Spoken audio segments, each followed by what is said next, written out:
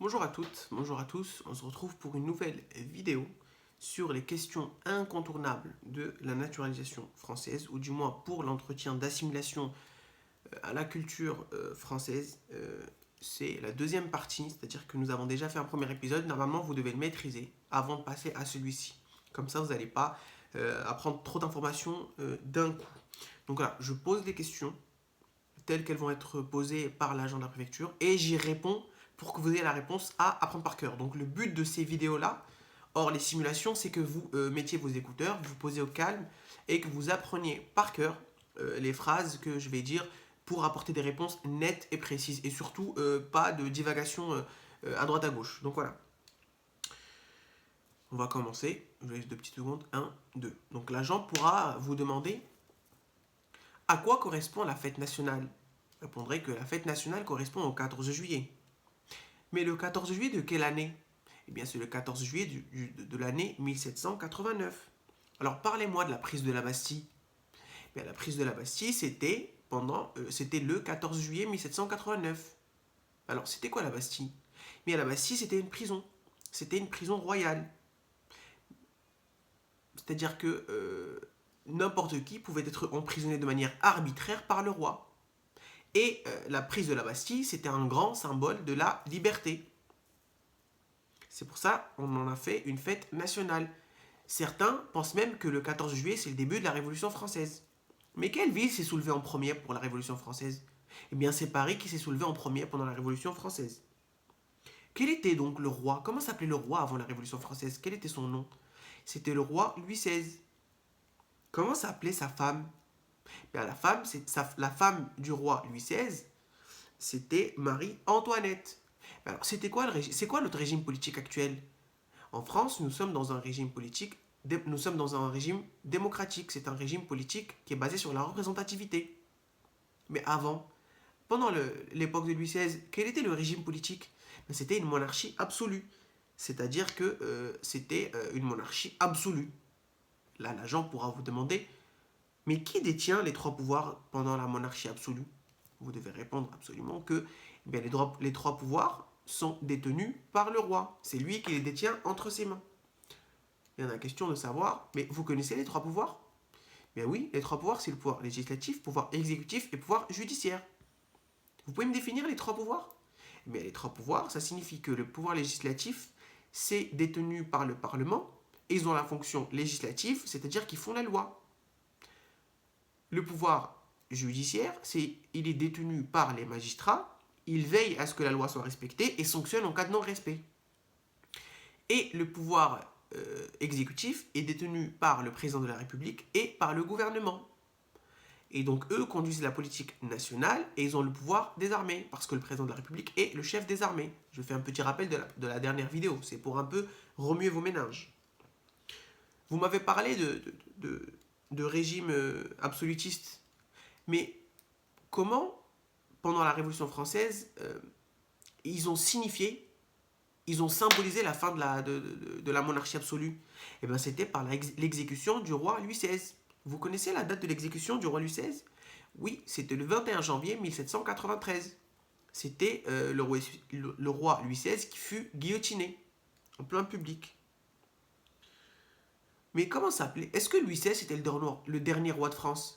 Non, Louis XVI n'était pas le dernier roi de France. Quel était le dernier roi de France? Le dernier roi de France, c'était Louis-Philippe. C'est lui qui est arrivé au pouvoir en dernier. C'était le dernier roi de France. Mais alors, en quelle année on a proclamé la Première République?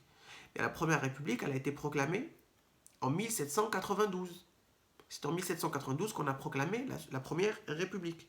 Et là, actuellement, nous sommes dans quelle République? Eh bien, nous sommes dans la Cinquième République qui a été instaurée par le général de Gaulle. Vous connaissez la date de l'instauration de la Cinquième République par le général de Gaulle? Oui, c'était avec la Constitution du 4 octobre 1958. On respire 2 petites minutes, on laisse aérer son cerveau, il y avait trop d'informations. Comment sont élus les parlementaires? Alors déjà, cette réponse, c'est un piège. Vous devez vous expliquer. Alors les parlementaires, ça signifie que c'est un regroupement entre les députés et les sénateurs. qui sont deux corps représentatifs de la nation, ce qu'on pourrait connaître sous la chambre haute et la chambre basse, comme aux États-Unis par exemple, ou en Angleterre. Leur élection n'est pas la même, parce que les députés, eux, sont élus au suffrage universel direct, c'est-à-dire que c'est le peuple directement qui vote pour les citoyens, alors que les sénateurs sont élus au suffrage universel indirect. Mais qu'est-ce que ça signifie le suffrage universel indirect? Parce que tout à l'heure, nous avons vu que le suffrage universel direct, c'était un mode de vote par lequel les citoyens votent directement. Mais le suffrage universel indirect, ce sont ce qu'on appelle les grands électeurs qui votent. Alors, qui sont les grands électeurs en France? Eh bien, ce sont les conseillers municipaux, les conseillers régionaux et les conseillers départementaux, qui, eux, choisissent les représentants à la chambre haute, c'est-à-dire au Sénat. On respire un petit peu, trop d'informations là.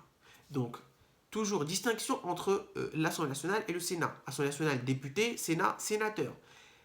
Assemblée nationale, suffrage universel direct, Sénat, suffrage universel indirect. Alors, à quel principe on lie l'élection? Eh bien, l'élection, on la lie au principe, ou du moins, au principe de la démocratie. Parce que ce sont les peuples qui votent directement pour choisir leurs représentants. Donc, à partir du moment où l'on vote, où on élit une personne, on élit un représentant à qui on a consenti pour qu'il prenne le pouvoir. Donc, automatiquement, on lie cette élection, on lie les élections de manière générale au principe de la démocratie. On a parlé tout à l'heure de la Bastille. Vous pouvez me citer un président qui a... Enfin, pas un président, pardon. Pourriez-vous me citer une figure qui a séjourné, si on peut dire le terme, qui a été emprisonné à la Bastille? Eh bien là, l'agent attendra que vous donniez la réponse Voltaire. Voltaire a été emprisonné à la Bastille. Mais qu'est-ce que ça signifie, la prise de la Bastille, pour les révolutionnaires? Eh bien, la prise de la Bastille pour les révolutionnaires, on l'a vu juste en début de vidéo, ça signifie... Je suis sûr que vous avez donné la réponse. Ça signifie... ça signifie un principe de liberté, ça symbolise la liberté. Et c'est pour quelqu'un, pour les autres, c'est un début de Révolution française, parce qu'on n'a pas encore de date exacte. Mais le château de Versailles, c'est Louis XVI qui l'a construit, non? Ou sinon, qui l'a construit, le château de Versailles? Non, c'est pas Louis XVI qui a construit le château de Versailles, c'était Louis XIV qui a construit le château de Versailles. C'est à Louis XIV qu'on doit la construction du château de Versailles.